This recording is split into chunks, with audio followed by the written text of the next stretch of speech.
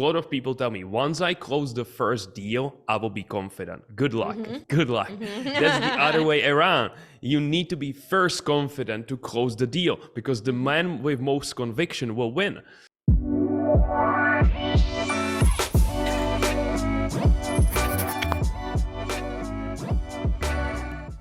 Welcome to today's episode of Influence by Design. I'm your host, Samantha Riley, and I'm really looking forward to diving in today around a topic that is often not really given the importance, I guess, that it deserves. You know, to move our business into the seven figures, we often look for tactics and strategies, where really the foundation to all of this is your mindset, and that's what we're going to discuss today. And I've invited Vash Tomanec onto the show to discuss this with me. So welcome to the show, Vash. Thank you for having me. So tell me, whereabouts in the world are you right now? I'm currently in the Czech Republic, so I will be a few hours behind you. Just a few. I'm finishing my day, you're starting your day, and I think this is a great way for both of us to end and begin our days, to have this conversation. So you're super young, you're still in your 20s, and you've built multiple successful businesses. Tell us how you, I guess, cracked the code for yourself, because you don't come from a traditional business background. You don't have entrepreneurial parents. How did you make that I guess, gear shift to creating your first successful company? Yeah, so a little backstory. Until 23, my last job was delivering food for Uber Eats. So I didn't have any entrepreneurial background. And until I read the book Rich Dad Poor Dad, I thought I will be an employee. But that book opened my eyes to what's possible. But I wanted to have my own business, but what a lot of people do, like myself, one day, or, once I have the idea, once the time is right. And I'm postponing until one day I'm delivering the food for Uber Eats. I meet the other delivery guys who are much older than me, and I realize how unhappy they are. They can't provide for their families what they want. They can't give them the time, the vacations, these things. And I could see this sadness or suffering in them. And that's when this fire was kind of lit up in me, when I was like, no more, I'm going after that. And really analyzing back what I've done for all three of my businesses. So my first business was marketing agency. That's when I hit the first 7-figure mark. And then I started coaching because people start coming to me, how come I did it so quickly? And the 5 steps I use, first, I knew exactly what I want. A lot of people nowadays don't know what they want. It's like opening Google Maps. What is the first thing you need to put there? Where are you going? Because otherwise you don't know if you should go right, left, or turn around.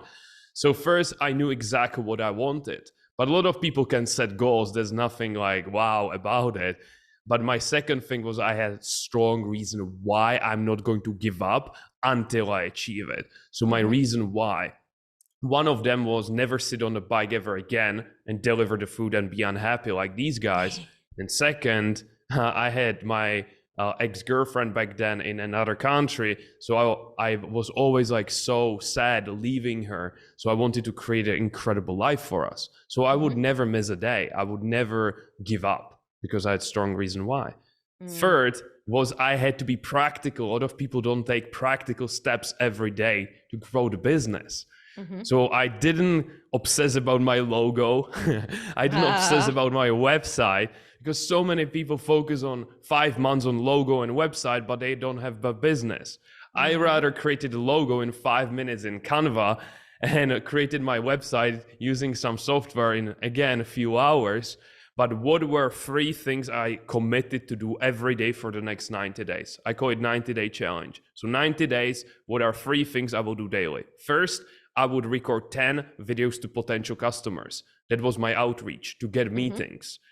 So first was outreach, practical step to grow the business. Second, if you get a meeting, but you don't know how to close, good luck. So I would study sales every day for 2 hours. Now our close rate is 85%. It's not a coincidence.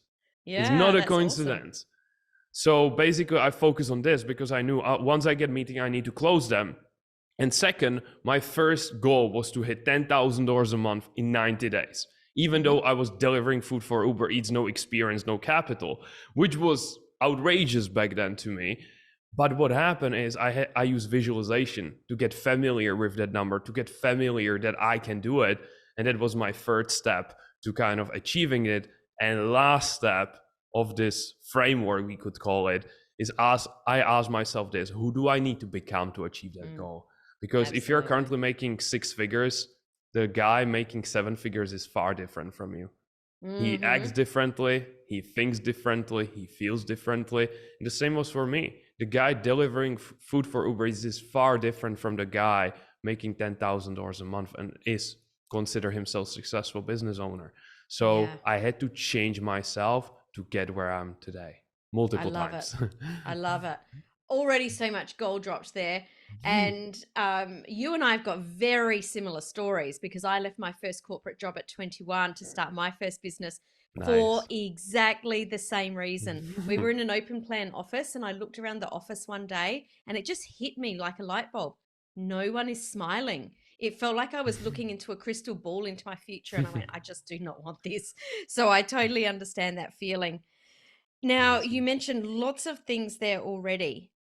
For someone that has been an Uber Eats delivery driver and a person that has and is a multiple 7-figure business owner, who you talked about, who is it that you need to become? Who is that person that you need to be right now? Can you tell us what are the differences between the way a 7-figure business owner thinks and a 6-figure business owner, and someone that hasn't even cracked 6 figures? Because we hear a lot of people talking about who they need to become, but let's put this in concrete. What does it really mean? Yes. First of all, a lot of people pretend they're confused. They pretend, oh, I don't know how he would act. But all of us know that he wouldn't be doing the things we are doing. So, so first, I want to keep it simple. So I wrote it only 3 to 5 things for new thoughts, new actions, and new feelings. So only 3 to 5 to keep it simple. And basically, when I started, I was shy, not confident. I was procrastinating, having some bad habits. So what I changed first, he would be confident. Because a lot of people tell me, once I close the first deal, I will be confident. Good luck. Good luck. That's the other way around. You need to be first confident to close the deal, because the man with most conviction will win. So first was he would be confident. Then I wrote down he would execute his 3 daily priorities every day. He would cut out Netflix. He will cut out social media. He wouldn't worry what other people will think of him. So these were few examples. Then I hit 10K. I started scaling further. So I had to upgrade myself again, because I can't be no longer one-man show. Because a lot of people get stuck at 8, 10, maybe a little bit more a month. And they are so afraid to delegate, because their belief is nobody can do it better than me, which is the worst belief to have if you want to scale. My belief was there are people who can do it much better than I can. And this belief I had to change to get to the next level. I started to be a leader because I started to have team. So I started to embodying him. So I would say the biggest difference between 6 figures and 7 figures, at least high level, would be this person is a leader. He's working on the business rather than in the business. You know, the task he doesn't enjoy, he doesn't bring additional value, he delegates. Of course, in my coaching business, I want to be the coach. I don't want to delegate the coaching. But now for the higher program, I'm the coach. But for the lower program, we have trained coaches already. Because my time is limited. So he's thinking more like a leader, working on the business. Second, he also basically know how to motivate people. Because again, he needs to work with maybe 2 people, 5 people, 10 people. But people don't know how to motivate people. They motivate the way they want to be motivated, not how people want to be motivated. So everybody is a little bit different. So really, I would say the overall principle in this would be being the leader, tracking the numbers, I would say is second. Really looking in the numbers, don't being naive a little bit. Yeah, it's working. How much meetings did you book last month? I don't know. How much did you close? I don't know. What's your conversion rate? I don't know. You know, a lot of people hope they will get to seven figures. I want to make Mm. sure I get there. Yeah, we can't build a business on hopium, as my friend Tim Hyde says. There is no hopium in building seven-figure businesses. There are certainly things that go in our favor, but it's not all built on hope and just, throwing spaghetti at a wall and hoping it will Yeah. stick. Now, one of the things you mentioned there was that one of the key things was to motivate others, and it's not the way that we're motivated. Can you talk more to that? Yes. So we want to motivate people the way they would like to be motivated. And again, it comes down usually to few things. For some, it's the financial resources. For some, it's more time freedom. Let's say they want to travel or spend time with their family. To some, it's the growth. So they want to grow, and let's say income can be secondary to them. And fourth one is more the culture. They want to be part of something bigger than themselves, part of a team.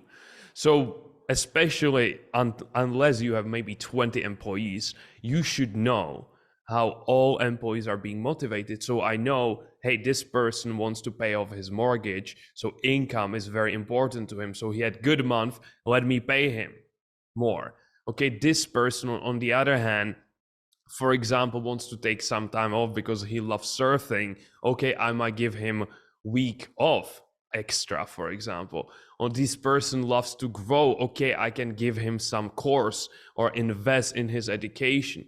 And that way, I'm motivating people the way they want to be motivated. Because some people want certainty. They want to be certain they can stay in the job, that they will always be in this company. Some people want to be more recognized. Again, so knowing the difference will help you build a team that will stay with you for years, if not decades. I love that so much. And it's so important to recognize that the people that are working for you are all unique. As you say, I think that makes a huge difference to how your team shows up to work. That's something that I've always noticed. And the businesses that I've worked with that also notice with their teams, you can see the culture in their teams Yeah. in such a much stronger way than the people that are just like, oh, their team, and whatever Yeah. whatever that is. Yeah. It's truly, I believe, about leading by example. Like, what I would add to who you need to become is really being in charge of your emotions, we can say. Because you could be on a team call, they tell you, hey, this stopped working, we have this big problem, there is chargeback, I don't know. And if the leader will get angry or can't get a handle of his emotions, again, that will impact the whole team and the whole business. Mm. So being in charge of or being able to handle his emotions and really setting the standard, walking the talk. I know when big problem arises, everybody's freaking out at the beginning. I say simple solutions, guys. And everybody Mm-hmm. now know what it means. It means there's always a simple solution. We just make it bigger by our reaction. So yeah, really installing culture of winners where everybody wins. Do you know, I really love that. I have not heard anyone say that. Tim and I recorded an episode. I'll have to have a look back and see what number, and I'll pop it in the show notes. But we talked about that basically, that things will go wrong, but it's how you talk to your team, or what the culture is in your team with how you get over that. And the episode was all about helping your team understand that failure is part of innovation, but I Mm-hmm. love simple solutions. I'm going to borrow that if I can and share that with my team, because I really like that. I think we can often get caught in a problem being, huge, when most of the time it's not as big as what we're thinking it is. Um, Another friend of mine said to me a little while ago that you need to crack a few eggs to make an omelette, in that things are going to go wrong all the time. And as a business owner, you need to actually understand that they're going to go wrong all the time. And I'm not just talking about monthly, like it happens weekly or daily, but it depends how you perceive the problem. Is it a problem, or is it an opportunity to create a new system, or an opportunity to dial in your ideal client avatar, or an opportunity to, insert whatever it is here? And I think that when you can, really take your mindset to the place of how can I turn this into an opportunity, or where's the opportunity here, that's when you can really turn things around. Exactly, because the main thing is this.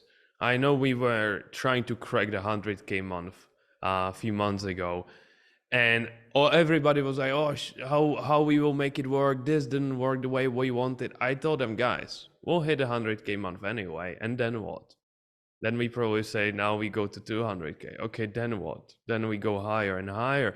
So the journey never ends. But if you're always obsessing about the next destinations, you're missing out this journey. So for the listeners who is at 5K, 10K a month, and trying to hit 15K, 20K, whatever it is, you will get there one day, eventually. You will try multiple things, you will upgrade yourself, and eventually you get there. But can you look back and say, I had fun along the way? Can you look back and say, wow, what a journey? Or would you say, oh, finally, I hit it? So I just know that all of us will hit the goals if we are persistent, if we are consistently doing something that grows the business. But I don't want to get to the destination, look back and say, man, I didn't enjoy it at all. It was always pushing, forcing, and stuff like that. So well said. How have you personally dealt with setting big goals, from right back from when you wanted to hit that first $10,000 month to, your 20,000, 30,000 to 100,000, and still enjoyed the journey? How do you balance, or how have you balanced knowing what that goal is, but also enjoying things along the way? Yeah, probably three things or three levels how I will answer it. First is 100%. I believe we first need to act like it's already done before we get there. So even though I was making zero money with my first business, I was already acting, feeling, and thinking like a 10K version of myself. Because people expect to get new results staying the same person. That never works. They are always like, oh, once I hit the 10K, then I would say, no, you need to act like him now. So almost I feel like the 10K, 100K, it's already done. So that's the first thing. So it's no longer like when we will arrive there, how far we are. No, it's just I feel we are already there. So that's the first thing. Second is presence. Nowadays, through social media, the attention span is just terrible. And people are at lunch thinking about dinner, at vacation thinking about work, at work thinking about vacation. There are always few minutes, few hours, few days ahead of the moment. So until you train yourself, and it's truly training like a muscle in the gym, until you train yourself to be here and now, where you're on a podcast, you're on the podcast. When you're eating lunch, you're eating lunch. When you have conversation with your spouse, you are with that person. Then you will always live in the future or in the past, and the life will just be some, it's almost like blah, like nothing happened, you just don't remember much. So that's a second thing. And third one is really reframing each task like something to enjoy. I believe we can enjoy anything. If you hate accounting, let's say doing accounting, and I would put you in a prison for a month, you would enjoy accounting. You would do anything. I wish I could do accounting. So I always find something, even if it's a little ridiculous, but we can truly change the meaning. And when we change the meaning, we change the feeling. So what I do, for example, is that when I used to do accounting myself, I would be, oh, this is boring. I was like, man, if you're doing accounting, it means few things. First, you have business. Second, you're profitable, man. So already this small reframe changed a little bit how I felt about the tasks. And that's the way I do it. So when I have to do something, I don't do it. I will change the meaning until I say I'm excited to do it, because you don't have to do anything. I believe that a lot of entrepreneurs put themselves in a prison they have keys to. So they tell me, I have to go to the gym. I have to jump on this coaching call. I have to do my accounting. I have to. No, you are choosing it. You can today decide to drop the clients. You can decide today not to do accounting. It's up to you. But you are choosing to do it. That's the main thing. There's big difference emotionally how you feel about I have to go to the gym compared to, man, I'm excited, I'm choosing to go to the gym. Just a small words make big difference. Oh my goodness. That is so good. I love that. At any time we can choose to let any of it go. I often talk about the fact that I don't like accounting, and I talk about it on the show. Mhm, I don't like mhm, numbers. But what I do love is getting spreadsheets and putting in different numbers, like, and not manipulating them to lie about them, but manipulating them to show, well, if I just like change my conversion rate by 1%, mm, what does that number look like? And if I increase the number of leads that I've got, what does that change? How does that change the end number? And I love playing around with spreadsheets, and it gets me excited. And it almost is like mhm. I create this little game for myself. Oh, Yeah. well, if I want to get that number, which lever could I pull? And when I realized, I realized this years and years and years ago, that I love doing that. And my ex business partner, he used to be able to like create spreadsheets. I don't do them at all. And I'd say, can you create a spreadsheet that does this, this, and this? And he'd, yeah, give me a couple hours. And I used to love playing with them and sharing them with my staff as well, or my team, and showing them how the numbers change. And like, now how could we create a game to make this happen, and like bringing them in on it as well. And it really changed Exactly. my thought patterns around numbers. Very good. Very good. Exactly. So you know how to do it already. Oh, I know I know how to get out of doing something that I hate. That's more what it is. uh, s- um, where you are now, where do you foresee your business is going to be in 3 years' time? Again, when people ask me what's the goal in 2 years, 5 years, I tell them this. If you asked me 3 years ago when I started, that I will be where I'm today, I would say that would be probably 20-year vision. Mm-hmm. Because when we set a vision, we always operate from a limited state of mind Mm-hmm. because we know only our current experiences. So I never set more than a yearly goal because I know that where I will be in 3 years could be far, far, far different than what I will tell you today. So where I foresee it coming is this. I believe we will just continue doing what we are doing at mass scale because our programs are all scalable. And we will start doing more in-person coaching because we now do 4 events per year where we kind of fly our top 20 students, and it's just incredible. Like online coaching is Mm. incredible because we can impact people all around the world, but still you can't kind of replace the in-person contact. So I I agree. believe we would go a little more old school way with some programs and do it in person, and almost doing these immersions for a few days because I coach usually people in their 20s and 30s. And because of, again, of social media and maybe even during the pandemic, people don't meet that much. And always they tell me, I don't have people around me who have similar goals, who are driven as I am. And they feel their environment is not supporting them, rather it's dragging them down. Oh, I have to visit my family, or these things they say, or my old friends. So it's almost creating these communities of winners again, people who just want more from a life and they support each other, because I truly believe in growth, in accountability with other people. I always have accountability partner. I always have a person that we are on the same journey together because you just go faster. Couldn't agree more. Where do you find, or where did you find your accountability partner? Mhm.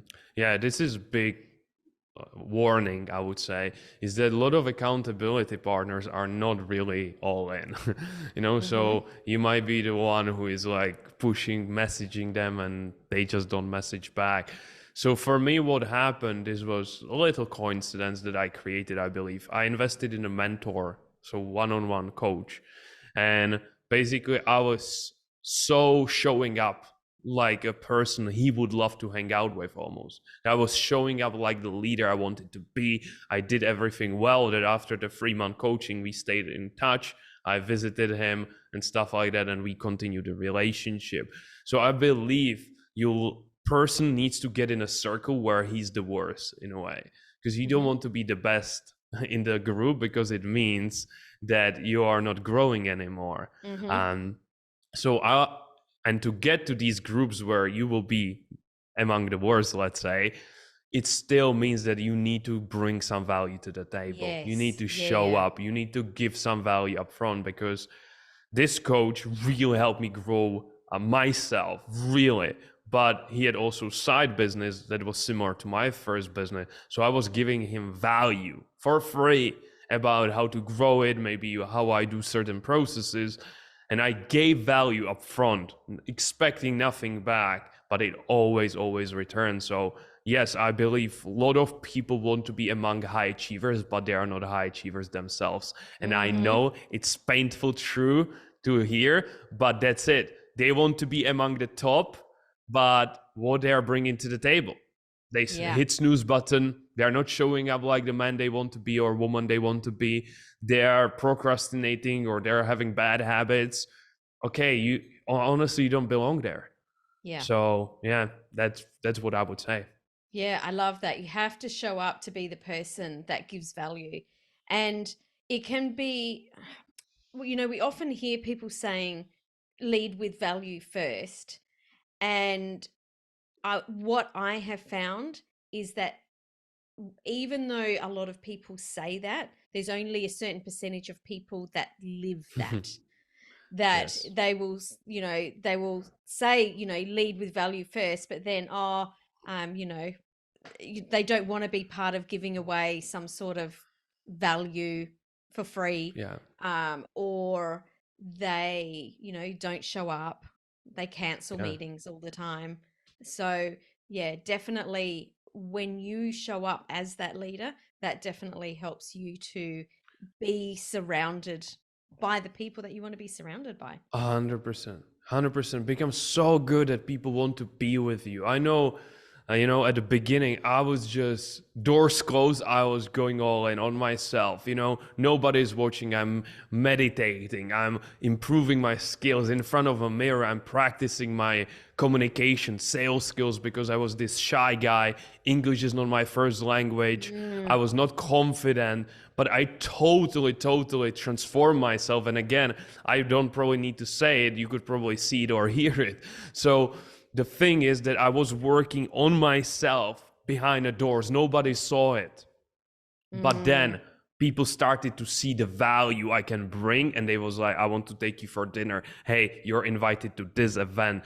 So become so good in privacy that people will start to acknowledge it publicly, because all the Mm. public wins I have are just byproduct of the thousands of hours that nobody but myself saw. So that would be another point. And giving the value upfront is incredible. And I would add here something for the coaching business that worked really well for us. And again, Mm-hmm. you can take it or leave it. For us, it was, we know that even a customer that pays you only $1 is 20 times more valuable than a free guy who, let's say, Mm-hmm. downloads your ebook. And so we decided to do one thing. A lot of people do ebooks, these PDFs, and I'm like, cool, but what's the real value? So with my business partner, we recorded a course that probably people would pay $1,000 for. Honestly, Mm-hmm. $500,000 easy, high quality, so much value, and we gave it for $7. Mm-hmm. Why $7? Because if it was $1, people would think maybe they want to just take my card, and it's a little sketchy. $7 is not that much, so people take it. But what happens? People go through the course, they realize, man, this is similar to the course I paid $750 a year ago. How much value will be in the higher programs? Mm. So that's just something we've done. And again, somebody can take inspiration if it makes sense for their coaching business. Love it, love it, love it. At what point did you, because you are so young, decide to work with a coach yourself? Yeah, so that's how it all started. Um, since I started 3 years ago, I always have a coach. I invested over, I think, $400,000 in myself. So I believe there are three best investments: my business, my employees, and myself. Mm-hmm. People ask me, where do you put your money? In stocks? I said, not really. It's me, my business, or my employees, because yes, stocks at this point can make, let's say, 10% a year, but if I put it in business, it can do 200%. until I got to a point where, of course, I put something aside. But at the beginning, especially, I earned 10K, I put it in a coach. I earned 10K, put it in a program. So I'm always investing in myself, because that's something that nobody will take from me. You know, even if everything crumbled, I have skills that nobody can take away. That's why a lot of millionaires, if you tell them, hey, if you lost it all, what would happen? They would say, I would make it back in a month. Because they have the skills. And a lot of them have lost it. Yeah, exactly. So I tell people this, I always look for the fast track. People tell me, you're so young. Yeah, that's the thing. I just jump on a fast track. I just have a faster car, because instead of me trying to do it myself, wasting a lot of energy, time, money, making a lot of mistakes, why not take a guy who already walked the path? He can show me the shortcuts. He can show me what routes to avoid. Why would I not pay him? So I paid my first coach, got to the 10K that he was promising, then found another coach who was promising 50K, then found another coach, then I wanted to become better at relationships, because they are great source of joy, but also great source of suffering. And if you had just an argument with your partner, good luck focusing on something else. So a lot of people, I go to their library at their home, and I see all the books, Think and Grow Rich, How to Win and Influence People. And I ask them, where is your relationships book? There is 100 books on personal development and business. They say, I don't have any. So I wanted to master relationship, because they had such an impact on our life, but it's an area that most people don't master. I wanted to become better at fitness. I would get a coach. Even for hobbies, if I want to play guitar, why would I learn it from YouTube, which is like the slowest way to learn? Why not get a coach who can see how I'm doing it? So I see it as a progression as the income grows. First, we start with books, YouTube videos, then we go to courses, then we go to group coaching, then we go to one-on-one, and then we go to seminars. So as my income grew, I just get more and more access to the person I want to be with. Love that so much. Vash, you've delivered a lot of value today. It's been an awesome conversation. To wrap this up, what is one thing that you want our listeners to take away from today's episode and either implement or think about, or really take their thinking to the next level? Yeah. Even though mindset can be broad, I want to make it practical. I'm a very practical guy. So I want the listener not just to say that it was great conversation and move on with their life. I want to really think about at least 1-2 things they can apply immediately into their life, so they get some value. And if I could advise the listeners, I would say this: really take 2 pieces of paper. On the left side, put the old self. You can give it a name. My old self when I started was Sluggish Vash, because that guy was procrastinating. I wanted to clearly define the old self and new self, and I wanted to give it a name. So Sluggish Vash. And I wrote down thoughts that are not serving me. So the thoughts were, I will do it tomorrow. The thoughts were like, what if it doesn't work? Thoughts were like, the market is saturated. So I wrote down all the thoughts that were limiting me. Then I wrote down behaviors: watching too much Netflix, over-checking social media, comparing myself to others, all of that. And then what are the feelings that are limiting me? Bored, tired, these kind of feelings. And on the other side, write down the new self and give it the name. For me, it was Winner Vash. When I was then leveling up, it was leader. So give it a name. And then what are the new thoughts, new behaviors, new feelings? And then to your best abilities, try to be the new self today. And the more you embody the new self, the results will follow inevitably. Love that so much. So definitely go write your 2 lists, write your 3 lists, even if you want to be turn into leader or whatever it is that you want to do, and take action on it, because it's the action that's going to make the change, not the thoughts. Thanks so much, Vash, for joining us today. It's been such a pleasure chatting with you. Thank you for having me.